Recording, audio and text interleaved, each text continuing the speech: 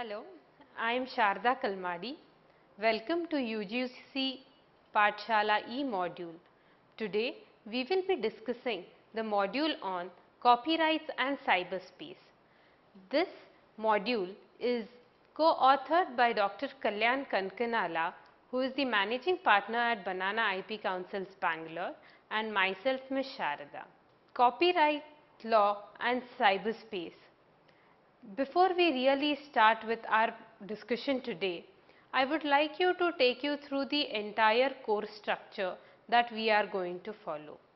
Firstly, we will have a small introduction on cyberspace.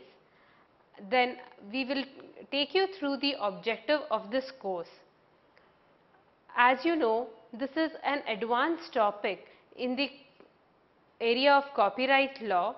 We will have to have basic knowledge about the principles of copyright.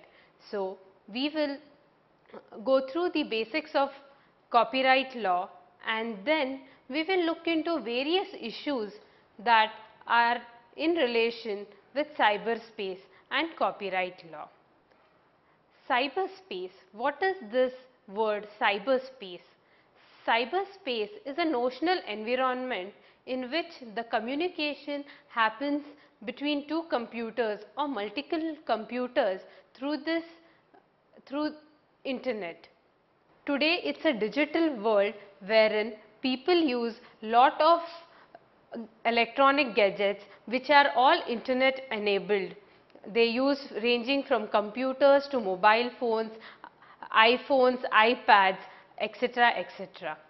There are lot of advantages of cyberspace as well as disadvantages. In fact, equal number of disadvantages because of this internet medium.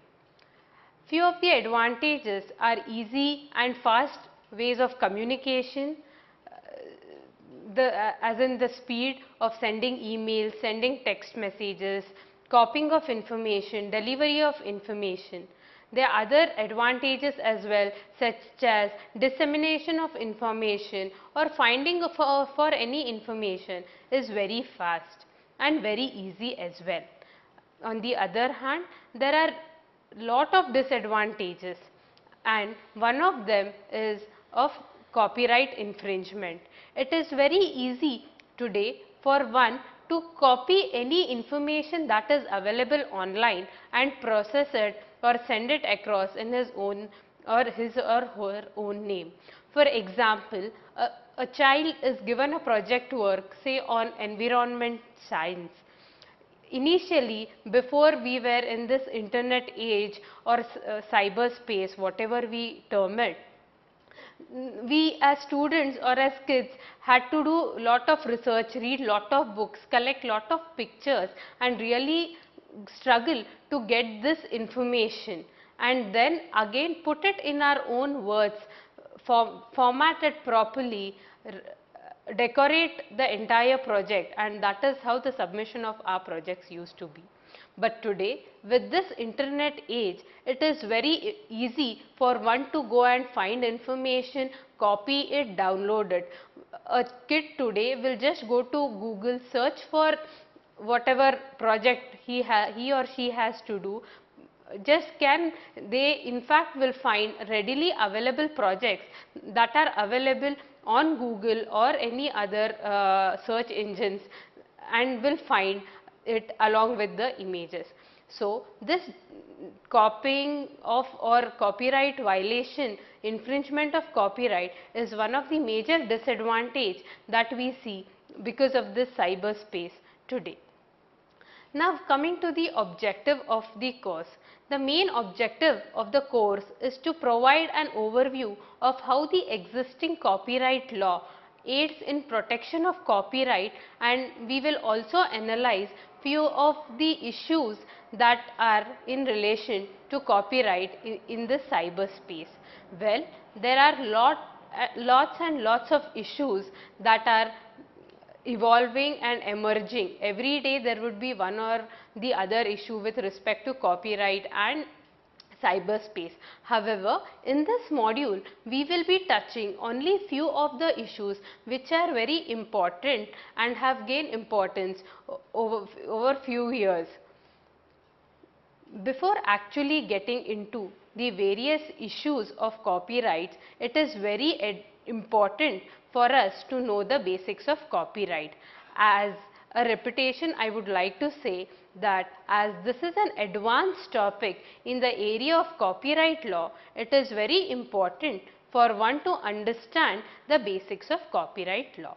So, let us now discuss for a few minutes as to what is copyright and what is copyright law in relation to it. What is a copyright? In very simple words, a copyright is a legal right of a person over his or own creation. Say for example, if I am a writer and I write a book, in that case I become the copyright owner, author of that particular book. For example, if I write a book and it is not published in my name or somebody else has a recognition for that particular work what I have done, in that case I will have no incentive or encouragement to bring in more and more creativity. Thus, the copyright law aims at protecting creativity. So, that is the main objective of copyright. Copyright mainly protects the creative works of authors such as writers, artists, photographers, film producers, etc., etc. Now, looking into the objective of copyright, the primary objective of the copyright law is to promote creativity through a grant of an exclusive right. So, this right, that is the copyright, is an exclusive right that a person or the author or the owner of the copyright gets over his or own work. Here the word exclusive right means the right that he alone holds. The person has exclusive right, that means nobody else can exploit it or copy it without the permission of the owner of the copyright. Exclusive rights provide social and economic incentive for authors to create original works for the benefit of society. So, on the other hand, it is also important that the society as such has to strive towards bringing in more and more creativity from an individual for the entire progress of the society. So, this is one of the major objective of copyright.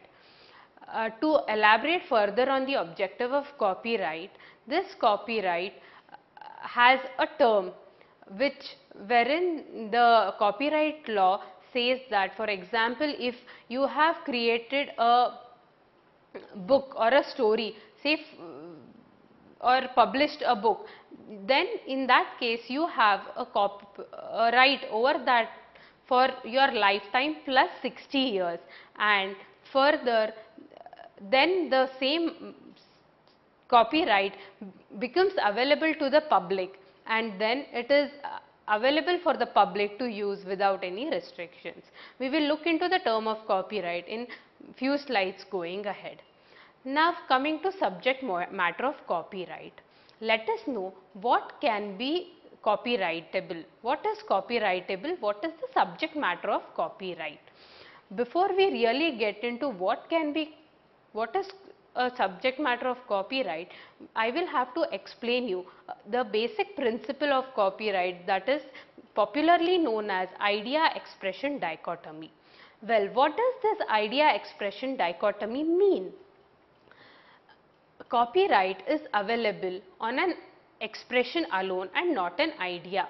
For example, if I have an idea, for example, say I think of a story wherein A kills B, etc., etc., and I just think about an idea and I want to write it a story on the same, and then I go and narrate the same story to my friend, and later at a later stage that friend may go and use that idea and make a movie or a story of her own. In that scenario, I cannot go and sue her for copyright infringement. So, it is very important that any idea, the idea should be expressed in a tangible form. Well, let's take example, a very typical example for all our Bollywood movies. Most of the Bollywood movies are based on some love story where one likes the other, and then there is a issue in the family. They are around the own idea, but where the whole script wherein it is written what the entire consequence of the movie is a subject matter of copyright. Thus, it is very important to for us to understand a idea alone cannot be a matter of copyright. Only when the idea is converted into a expression in a tangible form, wherein you write a script on a paper or type it on a Word document or do your painting. If I imagine a painting, it's not copyrightable. When I paint it on a canvas, only then it is expressed in a tangible form, and then I am entitled for copyright protection over that. Now, the major subject matter, the various works which have been recognized under the Copyright Act are literary works, musical works, artistic works, dramatic works, films, that is cinematographic films, photographs and sound recordings. So, these are few of the categories or various kinds of works which are subject matter of copyright protection. A couple of minutes ago, we did speak about term of copyright. So, well, the whole objective to have a term for the copyright is for social good. For example, if I write a beautiful story and somebody wants to use it, or a beautiful picture, I paint a beautiful picture, then it is, I have a exclusive right over it for my lifetime plus 60 years, and at a later stage it is available for public in free. In that scenario, then the public can use it in the way they want. So, for all the individual authors, like for any literary work, musical work, any artistic works, dramatic works, it is life of the author plus 60 years. But wherever there is a entity involved, for example, a producer of a cinematographic film or a sound recording, in that case, when it is a entity which holds the cinematographic film or a sound recording, the term of the copyright is 60 years. Now, for example, a song from a movie Dilwale Dulhaniya Le Jayenge, after 60 years of its completion, then the song goes into public domain and one can use the song without obtaining any license from the owner of that particular work. So, this was all about the term of copyright. Now, coming to the rights of a copyright holder. Any copyright holder or a owner of copyright has basically two forms of right. One is the economic right and second is the moral rights.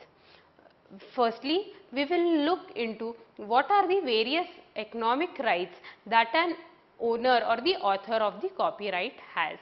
One is the right to reproduce or make copies of a work. For example, I write a book. Again, let's take the example of a literary work. I write a book, then it is only me and it's alone me who has an exclusive right to reproduce it or make copies of it, or I can give a license to any third party to make copies of it. With a single copy of mine, no third party can generally make copies of a book and sell. So, right to reproduce or make copies and then sell the book and make money out of it, commercialize out of it is one of the primemost economic right that a copyright owner or the author holds. The second is right of distribution or right to give away by means of sale or otherwise.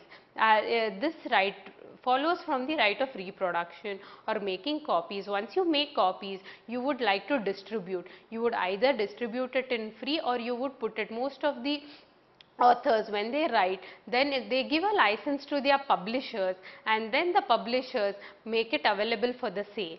But for every sale, the author is entitled for his own royalty. Now, the next right is the right to communicate the work to the public. So, in the event, if anyone wishes to communicate our work or the work of the owner or the author of the copyright, then it is very important for one to obtain permission to communicate it to the public in general. The next right is the right to adapt the work in different forms or formats. So, for example, we see these days there are lot of novels that are being adapted into a movie, or lot of novels being adapted into dramas. So, in that case, it's very important that the owner of the copyright gives an appropriate license or a permission to the person who is adapting the work. Next is the right to translate the work in any language. So, if it's a literary work, if I wish to translate the work from English to Hindi or in any other language, it is also equally important that the permission of the author is obtained. The next important right, that's the second right, is the moral rights. Moral rights is a right of an author. It's a special right given to any author of a work, and it cannot be waived away, at least in the Indian jurisdiction and most of the jurisdictions across the world. This right is a right to paternity or integrity over a particular work. For example, I make a painting, create a painting, and if any third person modifies it or mutilates it in some manner which I do not like, then I can have a claim against that particular person for violation of moral rights. So, moral rights is one of the most important rights under the copyright law. Now, the next principle that we will look into, or the next principle, is copyright infringement. Well, a copyright infringement means exercise of the exclusive right of the owner of the work without any authorization from the owner is called as copyright infringement. For example, A writes a lyrics and then B uses that lyrics and uses in his cinema. In that case, without the permission of A, in that case B has infringed the copyrights of A. This is in very simple manner. Section 51 of the Indian Copyright Act deals with copyright infringement. Now, what is the basic test of copyright infringement, or how does the courts determine as to what is copyright infringement? For example, there are two works in question, and if you are told and one has copied the other, if one asks you that if one is the copy of other, how would you determine whether it is an infringement or not? The most or the basic principle that is followed for determining copyright infringement is substantial similarity. The courts look into whether two works where there is a claim for copyright infringement, or the two works that are being compared, is there any substantial similarity between the two works. For otherwise, there are other two tests, namely look and feel test and abstraction, filtration and comparison test, which are the popular tests for determining copyright infringement. Look and feel test is a test wherein the courts just look at the look and feel. If work A and work B, between the both, if the look and feel is very similar, that is called the look and feel test. And in abstraction, filtration and comparison test, the courts really look into whether the two works are substantially similar to each other. Now, if there is a copyright infringement, what are the remedies or what are the claims that one can have or the owner can have?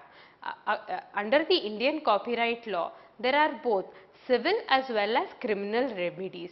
Under the civil law, one can go and get damages or compensation for whatever damages one has lost. The second is an injunction. A person can go and ask the other person, as in go to the court and get an order stopping the other person using a particular work. And the third is accounts and profits and cost. Whatever profits the person who has infringed has gained because of using your own work, such profits can be claimed back, and also the cost that one has occurred for filing this suit and taking it to the court, all such costs can be reimbursed. This is regarding the civil remedies. With respect to criminal liability, a person can also go and file a criminal complaint before the magistrate for copyright infringement under the Indian copyright law.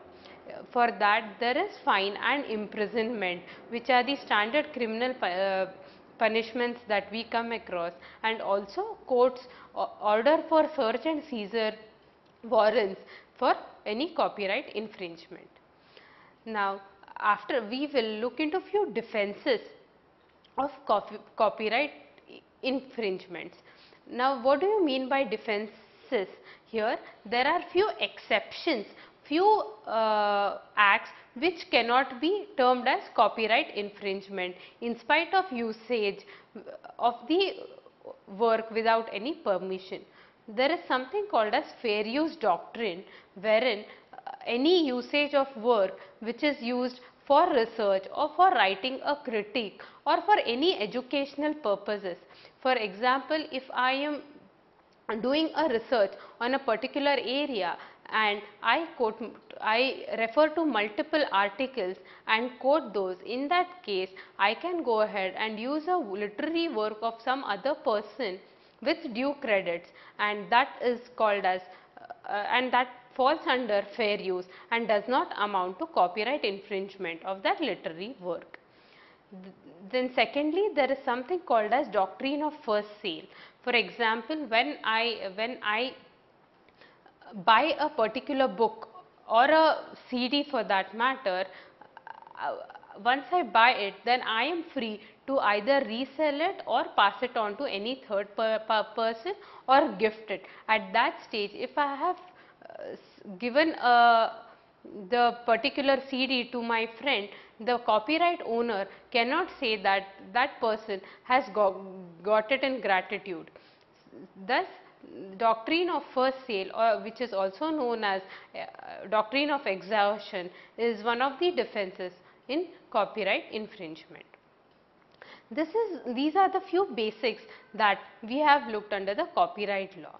Now, there is one interesting aspect, that is something called as digital rights management. Digital rights management, a set of policies, techniques and tools that guide proper use of digital content. To simply put it across, DRM system manages appropriate content of use. For example, few of the popular methods of these digital rights management are watermarking, encrypting, etc. So, for example, now you can these days see videos on YouTube which have a watermark of the copyright owner, or there are images that are being put across in newspapers, magazines, wherein there is a watermark of the copyright owner. So, these are all various digital rights management techniques which are gaining popularity these days.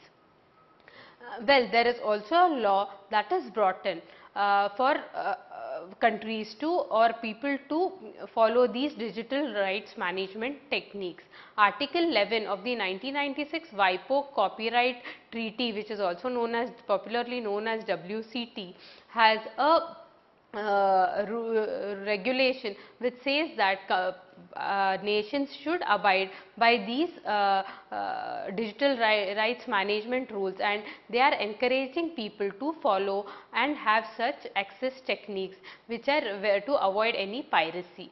The same was incorporated by the US by enacting Digital Millennium Copyright Act, which is popularly known as DMCA. Then in the Europe, a directive to that effect was passed in the European Directive in 2001. In the recent amendment in India's Copyright Act in 2012, Section 65A and 65B was included to bring in these digital rights management system. This rights management helps majorly to avoid piracy. Now, we will look into the various issues that are involved in copyrights and cyberspace, in relation to copyrights and cyberspace. Let me tell you one thing, internet raises a host of legal issues. There are lots of issues that we see day in and day out. Well, a person might be kind of committing an infringement or violation, carrying out a violation which could be intentional or unintentional. For example, I could go and search on Google, and there is lot of surfing and browsing one does, and there are lot of transient files that are stored in my system. Well, does that amount to copyright violation, because I am storing some temporary files? There are lot of such search engines which makes indexing of files or gives a lot of search reports. Well, does that mean the search engines are violating copyrights of the owner of particular those works? There's lot of in lot of places we see hyperlinks given to third party websites such as Read More, or some links are given on third party websites are given. Well, does that amount to copyright infringement? There are a lot of people who write blogs, host content of third party. Well, is that a copyright infringement? So, there are lot of issues with relation to copyright infringement because of this cyberspace in the cyber world. Before addressing any of such issues, one of the major issue that we will have to look into is the issue of jurisdiction. Well, there is no specific law in place which speaks about the jurisdiction in the cyberspace, and also you will agree with me that it would be really difficult for anyone to get in a legislation to this effect, because there are no geographical boundaries in for cyberspace.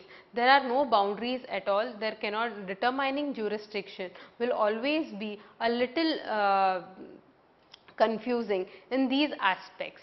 Well, for example, I have designed or I host a website in New Delhi, and there is someone who is using or copying material from my website somewhere in Australia. Well, how do I tackle this? Where do I go and sue that person? How do I get to know that? So, there are lot of jurisdictional issues with respect to how do I collect evidence for that. So, there are quite a few of jurisdictional issues.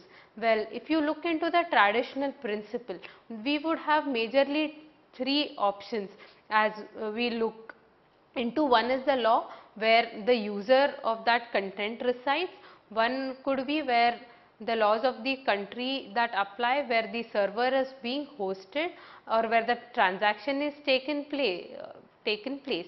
So, these are the three options that we have for jurisdictional related issues.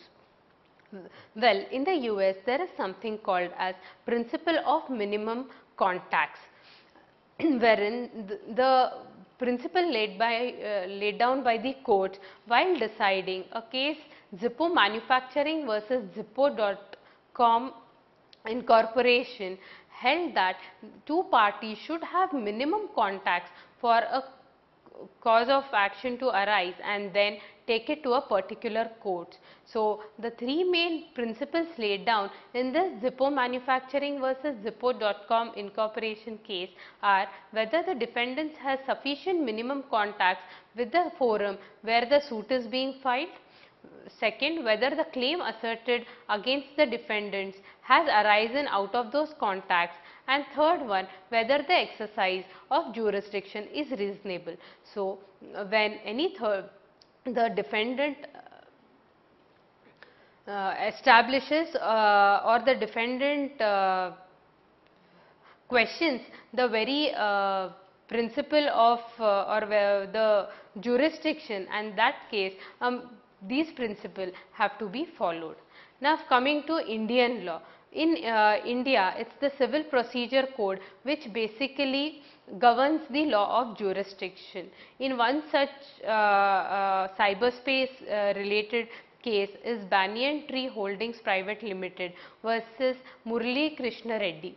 Here, the High Court held that jurisdiction of forum court, which is based on cause of action, does not get attracted merely because on the basis of interactivity of the website or accessibility in the forum and the nature of activity permissible, and whether it results in a commercial transaction has to be determined. For example, if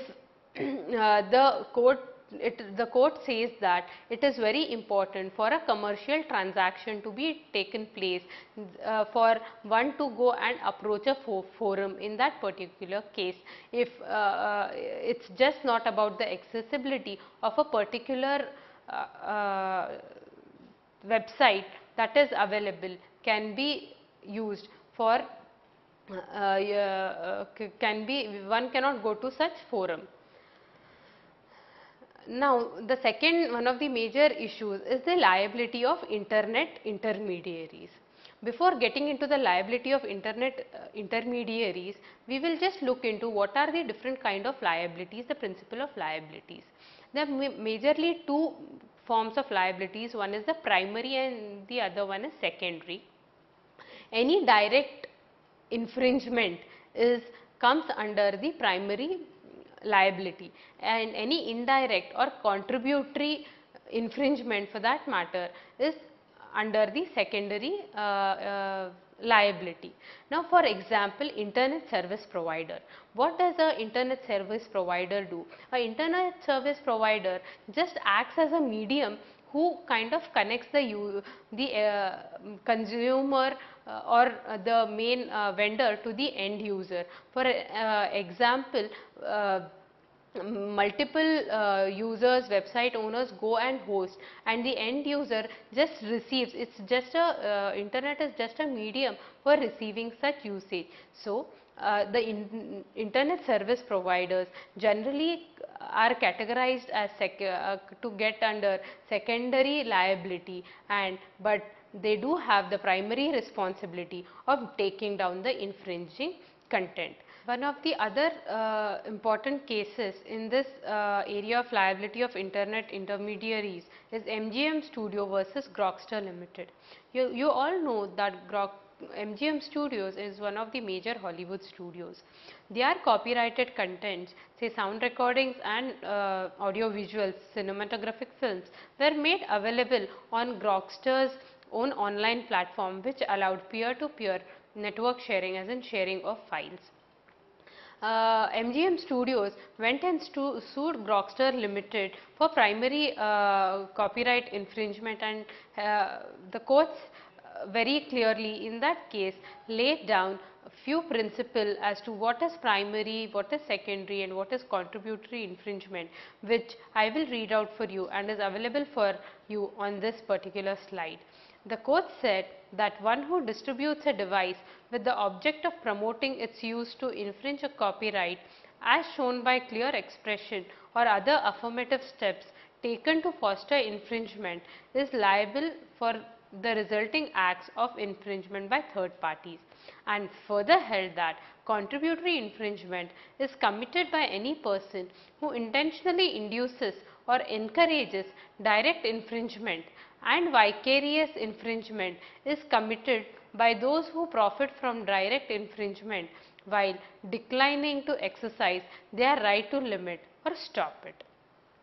The Indian law, that is section 51A(1) deals with primary infringers, and section 51A(2) and 51B mainly deal with secondary infringers.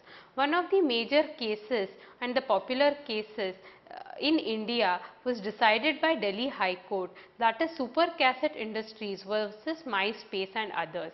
Super Cassette Industries, popularly also known as T-Series, is a very popular music record label company in India, which holds a huge copyright repertoire with it. This MySpace and others had made available all the copyright content of T-Series without their own permission for online downloading and streaming. T-Series went and approached the Delhi High Court, and the Delhi High Court said that the making available the copyrighted content over any of these online platform without proper obtaining proper license or authorization amounts to copyright infringement. One of the other popular orders that the courts are today granting is the John Doe orders. John Doe orders are primarily those orders which are obtained against the parties that are unknown. Now, this was first time passed in the United Kingdom in 1852. To make it very simple, for example, you know that these days the piracy is so rampant that you get the movies online on the first day itself. The day it's released at morning 9 o'clock, by 12:30 in the noon, you have a pirated copy available online for you to watch a movie. So, here the owners of the films, like the producers of the big production houses, go and obtain these John Doe orders against various ISPs, that is the internet service providers, and multiple parties who are not known, unnamed parties, for them to take down these. So, what happens, the court in this case takes the application and grants a order wherein it asks the unknown parties or the parties infringing to take down these illegal copies that are made available online.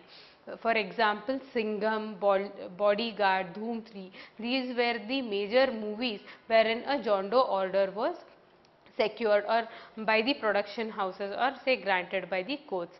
Similarly, Sony TV, which had the exclusive right to broadcast FIFA World Cup, had obtained a John Doe order.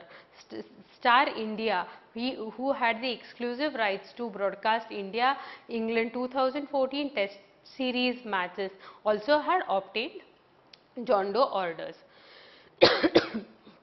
The other important area or the other important issues is the storage of transient copies or the right of reproduction. Well, everybody today surfs and browses internet. Every time you browse, there are some temporary files that keep on being downloaded on your system. So, this is one major issue, whether such downloading or browsing does it amount to copyright infringement. The European Court of Justice has laid down few conditions where the storage of transient copies do not amount to copyright infringement. You can see these conditions on the screen. The main conditions are: the act must be temporary, the act must be transient or incidental, the act must be an integral and essential part of technological process. The sole purpose of the act must be to enable a transmission of the work in a network between third parties via intermediary or lawful use of the work. The act must not have independent economic significance. So, these are few of the conditions which one has to make sure, and then as per the law there is no violation of copyright. These are the few major issues that we see. One of the other important issues is the violation of moral rights in cyberspace. Today, with the evolution in digital media, it is very easy for one to mutilate or distort a particular work. For example, there are rampant amount of moral right violations that are happening because of these cyberspace. So, these I would like to conclude with these various issues. I would request all of you to do read our entire e-module as well as the references that are given. We again say that this is an advanced topic and this has not been dealt exhaustively. There could be lot of issues that wouldn't have been covered, or there are a lot of issues which still the courts have not had an answer, or which are unresolved. So, such issues have to be, if one is interested, one has to have an in-depth reading for those issues. Thank you.